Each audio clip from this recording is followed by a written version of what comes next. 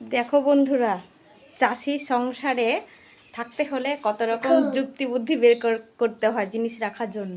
এই যে দেখো, এই জায়গাটা দেখেছিলে ফাঁকা, এই দেখো এভাবে মাটি দিয়ে না ইট দিয়ে এভাবে, এই যে একটা খাটের এগুলো ছিল, তো এগুলো একটা দিয়েছি, তারপরে ইট দিয়ে আর একটা দিয়েছি, মানে ভালো হবে। এই যে দুটো দুটো সমান সমান দুটো করেছি, নিচেটায় রাখা যাবে আবার উপরেটায় রাখা যাবে। কেমন হয়েছে আমার এই বুদ্ধিটা বের করার বলো?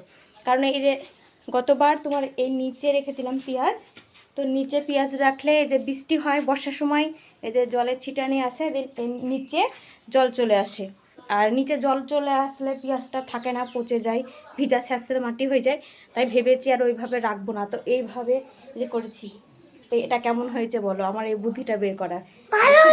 পেঁয়াজ বলে না, পেঁয়াজ যখন ফুরিয়ে যাবে তো এখানে আমি সবজি বা হয়তো রসুন আর কি আলু এসবও রাখতে পারি। এই দেখো দারুণ হয়েছে, এখানে রাখবো এই পেঁয়াজগুলো। এই যে কিছুটা পেঁয়াজ এখানে টাঙিয়ে রেখেছি, এইভাবে টাঙিয়ে রাখলে একটু মানে বাতাস পায়, পেঁয়াজটা ভালো থাকে, নষ্ট হয় না।